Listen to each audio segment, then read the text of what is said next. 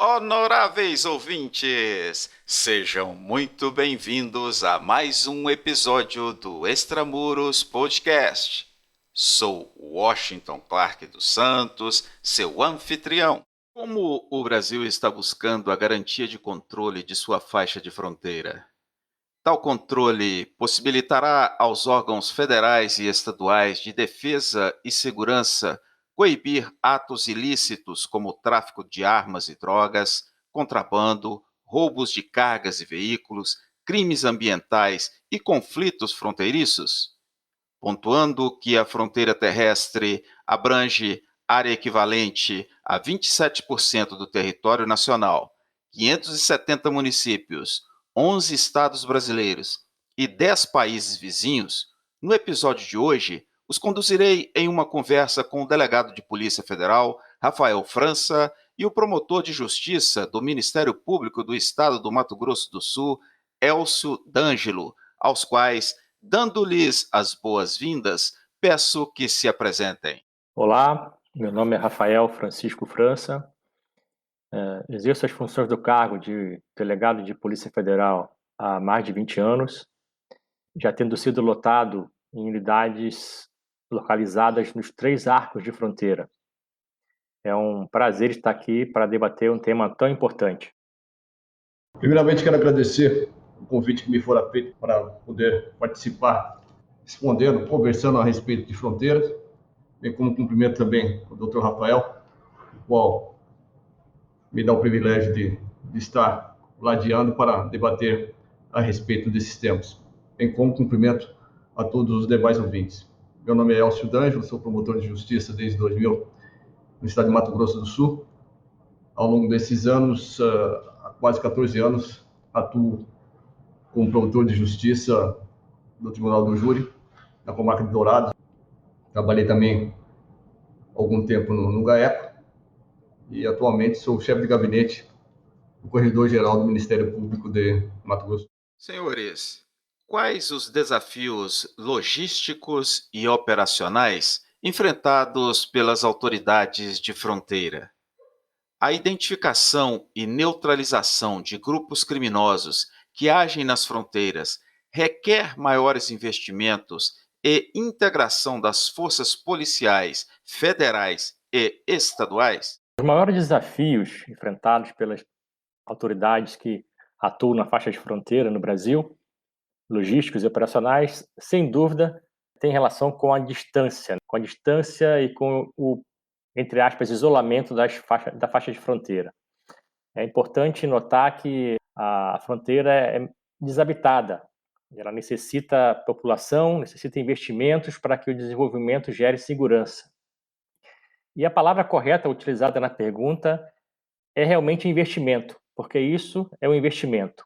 Se o governo brasileiro, das 3 esferas, investir na faixa de fronteira, nos municípios que ocupam a faixa de fronteira, o retorno é garantido, porque o Brasil perde muito de suas divisas devido à má gestão de sua fronteira. Quanto a esse questionamento, fundamental, sim, que haja uma logística e essa logística seja condizente com a demanda.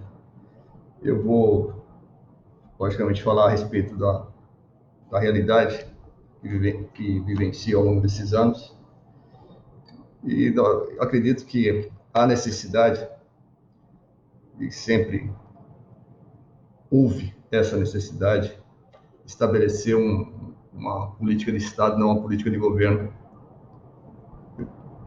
na região de fronteira.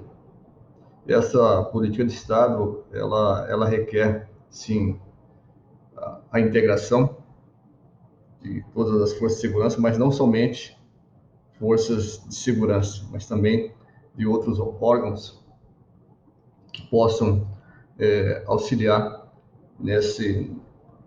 nessa região. Eu digo isso porque, assim que cheguei na cidade de Dourados, Eu convidei inicialmente tão somente a Polícia Civil e a Polícia Militar para que sentássemos à mesa todo mês para conversarmos justamente sobre problemas administrativos, logísticos e operacionais na região de fronteira, cada qual respeitando a sua independência funcional, sua instituição e a sua corporação. E quase após um ano dessa ideia, já estávamos com quase 13 integrantes desses órgãos. Desde 2008, nós nos reunimos uma vez por mês, ora na delegacia, ora no Ministério Público, ora em outro local que o presidente desse conselho, que nós denominamos Conselho Institucional de Segurança de Dourados, a sigla COICED. Estabelecemos um regulamento, fomos reconhecidos por lei municipal como uma entidade não governamental, não obstante os seus integrantes serem de todas as corporações e instituições que estão localizadas na cidade de Dourados. Por exemplo, há um representante do Ministério Público, na verdade, há 3 representantes do Ministério Público Estadual, Ministério Público Federal, Exército, Receita Federal, Guarda Municipal, Polícia Civil, Polícia Federal, Perícia, Sistema Penitenciário Estadual e mais outros órgãos que eu integro, totalizando cerca de 13. E nos reunimos toda a primeira sexta-feira do mês, em regra, para discutirmos justamente esses desafios logísticos e operacionais. E fruto desse conselho, a integração ela se fortaleceu. Ela se fortaleceu na medida em que algumas operações que, porventura, surjam, esse conselho faz com que busque, né, um resultado melhor, tendo como resultado essa integração. Acredito que na cidade de Dourados, na região de fronteira, esses desafios logísticos e operacionais eles estão sendo enfrentados há alguns anos, e à medida que os anos passam, esses desafios eles vão sendo superados, mas nós vamos superando dia a dia, fruto dessa integração. Então, acredito que isso seja de suma importância, essa integração para o enfrentamento desses desafios. Doutor Rafael, a proteção da biodiversidade e das comunidades indígenas na floresta amazônica guarda vínculo obrigatório com o controle das fronteiras? Por quê? Sim, a relação é muito clara entre o controle de fronteiras, e eu incluo aí portos e aeroportos, com a proteção das comunidades indígenas e de nossa biodiversidade na floresta amazônica. Não só lá, mas principalmente. Nós verificamos que a formação do nosso território incluiu e vem incluindo a formação também de áreas de proteção ambiental e de demarcação de terras indígenas, que funcionam também como zonas tampão na nossa faixa de fronteira. A proteção das comunidades indígenas e de nossa biodiversidade na Amazônia, ela será melhor feita justamente com o desenvolvimento de uma política nacional de fronteiras específica para aquela região. É uma região peculiar. Verificamos que a formação do policial ou do servidor público que vai atuar nesse controle de fronteiras, ela tem que ser diferente daquela formação dos demais arcos de fronteiras. Nós temos 3 arcos: arco norte, arco central e arco sul. Nós verificamos que na região amazônica, o conhecimento específico em relação, por exemplo, à biodiversidade, do que pode e do que não pode ultrapassar ou entrar no nosso país, é dever de todo servidor público que lá atua. Ele tem esse conhecimento específico do que pode e o que não pode entrar ou sair do nosso território.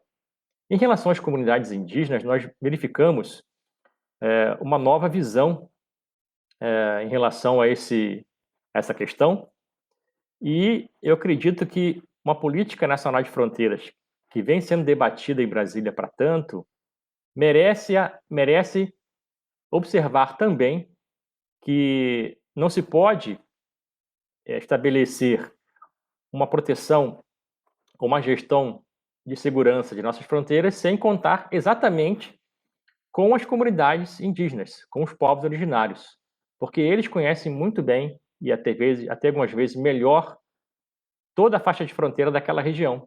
Então, a integração das forças federais, estaduais e municipais em cooperação com os povos originários, eu acredito ser uma excelente opção para essa política nacional de fronteiras. E a proteção da nossa biodiversidade, como eu já ressaltei, perpassa justamente por uma formação profissional específica dos servidores que atuam naquela ampla região na faixa de fronteira da floresta amazônica. Dr. Elcio, a carência de investimentos, ao tempo em que dificulta ações de prevenção e combate, favorece ao estabelecimento e à proliferação de células de organizações criminosas nas faixas de fronteira? Por quê?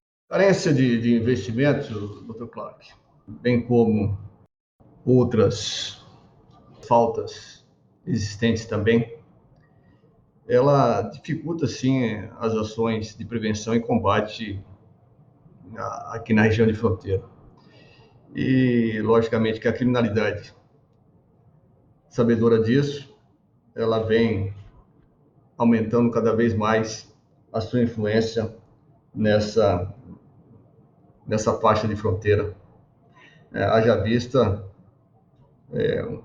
organização criminosa PCC, bem como o Comando Vermelho, está bastante atuante na região do Paraguai, em Pedro Juan Cavaleiro, na região de Peitu, ali também na cidade de Coronel Sapucaia, Aral Moreira e Paranhos. Ou seja, ela se tornou essa região uma região muito fértil para a ampliação dos interesses de organizações criminosas. Isso decorrente, dentre outros fatores, da falta de investimentos nessa região. Ela se revela bem claramente, bastando percorrer algumas estradas que por ali passam, bem como na linha internacional. A falta de investimento, seja ela estadual, federal e até municipal, faz com que estradas não tenham postos suficientes de fiscalização, não tenha tecnologia suficiente para poder buscar resultados rápidos, né? Para que a polícia, os órgãos de segurança e, por que não, também as Forças Armadas possam atuar de uma forma segura. Haja vista que organizações criminosas elas têm grandes investimentos, porque é muito simples para um criminoso comprar, por exemplo, carros potentes, drones potentes, e enquanto isso o Estado tem, acredito eu, que tenha condições de comprar tudo que a criminalidade compra, mas vez ou outra esbarramos em empecilhos, sejam empecilhos de caráter político, empecilhos de caráter pessoal, entre outros. E isso, quem acaba pagando, e algumas das vezes com a própria vida, é a sociedade e aquele que atua na linha de frente. Então, vale dizer, principalmente os policiais. E isso, o governante, ele tem, isso é meio que óbvio, né, dizer, mas ele tem que prestar esclarecimentos pelo não investimento adequado na região. Ouviu-se falar muito do Divante, aviões não tripulados para a região de fronteira, bem como outros investimentos tecnológicos, e isso eu ouço há quase 14, 15 anos, e não fosse a vontade daqueles que estão na linha de frente, certamente a fronteira seria um local bem mais habitado pela criminalidade. Isso é uma preocupação diuturna, que entra governo, sai governo, e os resultados não vêm, infelizmente. No âmbito de sua atuação, Dr. Elcio, dentre as dificuldades encontradas, registra-se também a instalação ou contaminação de estruturas públicas por meio da corrupção? Caso afirmativo, para esse mal, qual seria a vacina?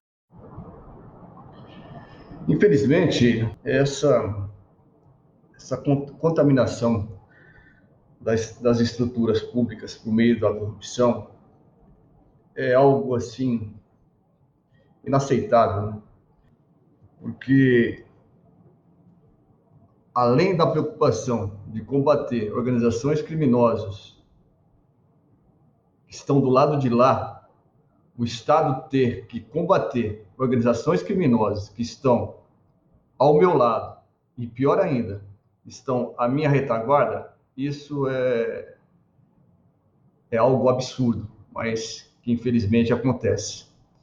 Por isso que a dose da penalidade dessas pessoas que trabalham em órgãos públicos e se deixam corromper, a mão tem que ser mais pesada.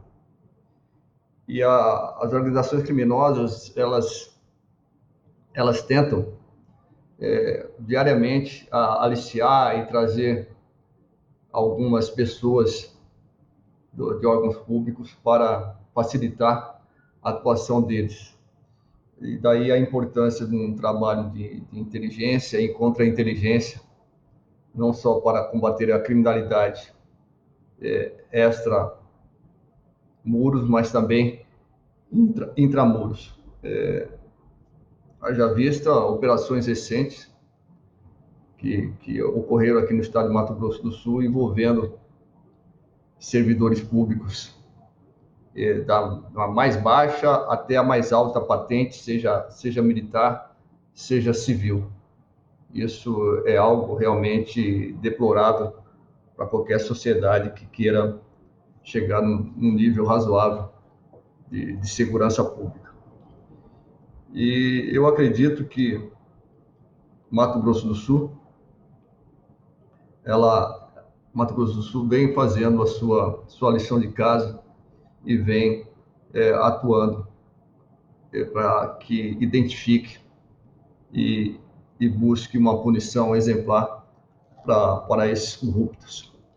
Doa quem doer, e seja ela feita na própria carne, para que outros que tentem fazer, e logicamente continuarão tentando, e alguns farão, mas um dia serão pegos. Daí a importância do trabalho integrado entre Ministério Público, forças de segurança pública, para que nós possamos combater isso de uma forma bem contundente. Mas, infelizmente, esse mal existe. A vacina, doutor Flávio, que eu vejo, a vacina é a porta de entrada. Eu digo o seguinte: ou a pessoa tem princípio ou não tem.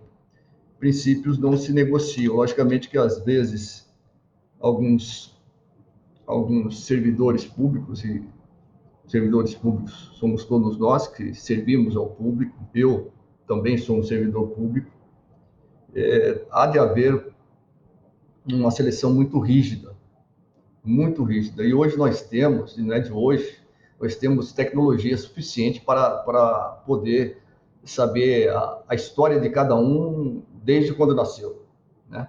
Então, não tem como aceitar que uma pessoa seja ou tenha tendências criminosas, adentrem ao Estado, digo, nas instituições, nas corporações. Então, a vacina é uma seleção muito rígida e, uma vez dentro da instituição, um acompanhamento, né, da atuação de todos nós. Eu devo satisfação à sociedade desde quando estou integrando o Estado. Então, nada mais normal do que a minha instituição, o Estado, saber com quem ando, onde ando, o que faço e o que deixo de fazer para poder atender a sociedade, que é para ela que nós temos que responder, primeiramente. Doutor Rafael, tendo como ponto de partida a elaboração de sua tese na pós-graduação, transformada no livro Controle de Fronteiras no Brasil, publicado em 2018, observas que houve avanços no controle das fronteiras? Em que medida? Sim, eu acredito que houve avanços. Nós sempre temos políticas voltadas à faixa de fronteira, desde a INAFRON, agora nós temos o PEPIF, e essa ideia de que o Brasil deve voltar a sua face aos vizinhos é vital para que essa política nacional de fronteiras, da qual eu já falei, prospere em Brasília, que nós tenhamos um estudo amplamente debatido sobre essa questão tão importante, que esse estudo inclua, inclusive, as populações que vivem na fronteira. É muito fácil para todos nós falar sobre a faixa de fronteira, sobre aquela política, a melhor política para a fronteira, sem consultar as pessoas que lá vivem, né? Em relação a esses avanços, eu tenho a dizer que a própria ideia do CISFRON, né, a integração entre as forças oficiais nas três esferas, estadual, federal e municipal, já pode ser considerado um passo adiante. Nós temos a cooperação com as forças policiais dos países vizinhos, que é uma peça importantíssima desse xadrez, que é a faixa de fronteira, e, obviamente, a nossa integração com o Mercosul, né, que deve ser, na minha visão pessoal, colocada em primeiro plano. Nós temos aí a possibilidade de contar com o mandado Mercosul de captura, que seria algo similar ao que já ocorre na União Europeia, e também a formação específica de um tribunal penal comum, que julgue as possibilidades, as questões que certamente vão surgir dessa integração dentro do bloco econômico Mercosul. É importantíssimo refletir sobre essas questões e trazer a ideia de que cada fronteira é uma fronteira. Os avanços são claros, a cooperação vem aumentando, né, independentemente do governo governo federal que assuma, e os estados têm participado bravamente nessa questão. Nós vemos aí o excelente trabalho das forças que atuam na faixa de fronteira nos estados, DOF, BPFRON, são forças policiais que têm um conhecimento extraordinário e uma atuação excelente na faixa de fronteira. E nas unidades federativas onde elas atuam, os resultados são muito, muito animadores. Então, eu acho que a ideia de integração e a atuação das forças policiais estaduais deve ser, sim, considerado um avanço nesse sentido. Caríssimos, está correta a afirmação de que a limitação de disponibilidade orçamentária também é fator para a lentidão do investimento público em tecnologias de defesa? Lançar mão de parcerias com instituições privadas para o desenvolvimento de produtos e soluções poderia acelerar a estratégia de controle em toda a faixa de fronteira? A limitação de disponibilidade orçamentária, ela dificulta o trabalho de todos nós. É certo que o Estado tem a lei de diretrizes orçamentárias que é votada no ano que antecede a sua execução. E o que me surpreende, de vez em quando, é que não são chamados aqueles que têm de estar à mesa para fazer as suas propostas orçamentárias. Então, se eu não chamo os representantes de segurança pública, como que eu vou prever um orçamento se aquele que está propondo o orçamento não está vivenciando as necessidades? É o que nós sempre dizemos: falar de touro é diferente de estar na arena. Então, é bom que a pessoa que propõe o orçamento seja não somente um teórico, mas também um prático. Eu sempre defendo essa ideia de que eu não posso ser tão prático a ponto de tão somente chutar uma porta e não também tão teórico a ponto de viver num mundo que não um planeta em que estou. E essa limitação ela faz com que tenhamos dificuldades de acessar tecnologias, e hoje a tecnologia é fundamental para esclarecimento de crimes, que se fôssemos utilizar métodos tão somente convencionais, talvez não chegaríamos na metade das soluções que encontramos nos dias de hoje. Essa parceria público-privada, existe a Escola de Copenhague, tem alguns autores, ela surgiu lá em 1985, eles defendem que a segurança pública, diferentemente do que ocorreu durante a Guerra Fria, ela não se limita a órgãos públicos e também não se limita tão somente ao lado militar disso. O que quer dizer isso? Que quando enfrentamos um crime, sim, ali nós temos de vislumbrar a necessidade da polícia, que é a primeira a estar no confronto, mas por detrás disso, ou às vezes antes disso, na vanguarda e não na retaguarda disso, há crimes, por exemplo, ambientais. É muito simples de dizer para a polícia que a polícia tem que subir um morro do Alemão, ela tem que subir determinado morro e para que isso enfrente lá os criminosos que lá estão de determinada facção. Mas o Estado não se preocupou lá atrás do crime ambiental que estava acontecendo ali. Quando na Mata Atlântica, por exemplo, começaram as invasões. E, além disso, também há problemas sociais. Então, onde estava o Estado, a Secretaria de Assistência Social, o Ministério da Cidadania ou algo nesse sentido, para poder atuar. Então, por que não também trabalhar com órgãos, com as parcerias público-privadas? Se o Estado não está tendo condições, porque não tem elemento humano suficiente, não tem tecnologia suficiente, por que não também se valer dessas parcerias público-privadas. Isso é normal, essas PPPs é algo que de alguns anos já vem acontecendo.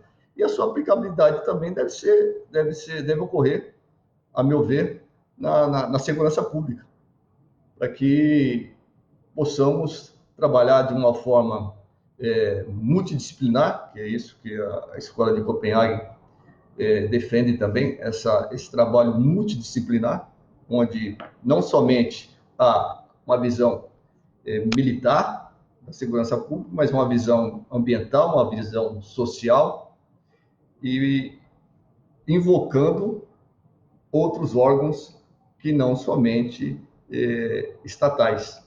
E daí a oportunidade de trabalharmos também com alguns órgãos não governamentais. Eu vou começar essa resposta em relação à segunda parte da pergunta.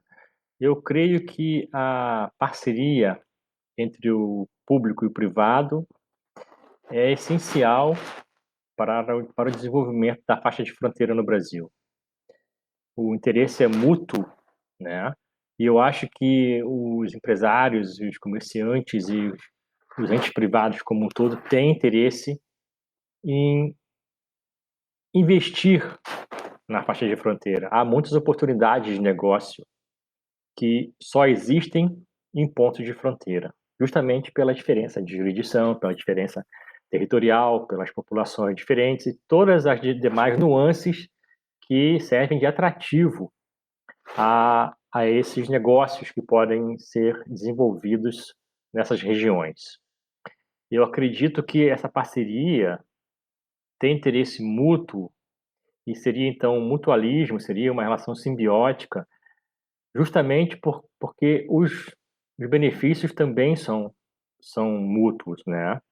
A ideia de que quanto mais desenvolvimento, mais segurança para a faixa de fronteira, para os municípios que se situam nessa faixa, na linha de fronteira, essa afirmação vem justamente como conclusão de que os investimentos que são feitos na faixa de fronteira, esse município, nessas cidades, eles são feitos em decorrência da oferta de segurança para aqueles negócios. Nenhum empresário, nenhum industrial, nenhum ente privado vai investir, vai colocar os seus recursos ali naquele local se souber que daqui a pouco mais haverá um problema sério de criminalidade, haverá um problema sério de deslocamento populacional ou que vai acarretar prejuízos a ele.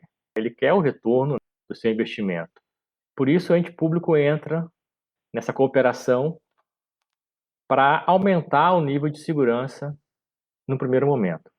Posteriormente, com o desenvolvimento, o interesse vai cada vez crescer mais e a tecnologia, os meios tecnológicos mais robustos que foram citados na primeira parte da pergunta, justamente entram agora, quando o ente privado, nessa parceria com os recursos que possuem, esses entes privados vão querer também participar dessa relação para que aumente ainda mais a segurança e que seus negócios e que seus investimentos sejam protegidos e tenham retorno garantido, tenham o lucro devido dessa atividade. É essencial da atividade privada a obtenção de lucros.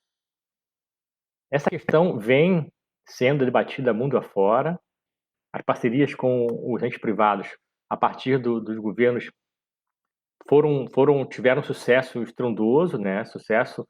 E um dos exemplos que eu posso citar dessa parceria foi a tragédia do 11 de setembro, onde nós tivemos aí uma ação terrorista com perda enorme em vidas, mas também tivemos um prejuízo enorme para os negócios que ali eram desenvolvidos e que, em decorrência daquele acidente, foram prejudicados. A partir dali, a doutrina em estudos de fronteira demonstra que esses empresários se reuniram e começaram e provocaram o governo norte-americano, o governo dos Estados Unidos, para que participassem também desse conselho, dessas decisões em matéria de de defesa de território e de gestão securitária de fronteiras, gestão de segurança de fronteiras, porque aquela situação provou, aquela tragédia deixou claro que o prejuízo causado ao governo e à população, ao país, também se refletia nos seus negócios. Então, eles também tiveram, a partir dali, um interesse maior em participar dessas decisões, inclusive com investimentos para aumentar o nível de segurança. Honoráveis ouvintes, este foi mais um episódio do Extramuros Podcast. Sou Washington Clark dos Santos, seu anfitrião. Quer saber mais sobre o conteúdo deste episódio? Acesse www.extramurospodcast.com, extramuros com H, e confira notas, transcrição, outros detalhes exclusivos e funcionalidades para comentários e compartilhamento de nosso propósito.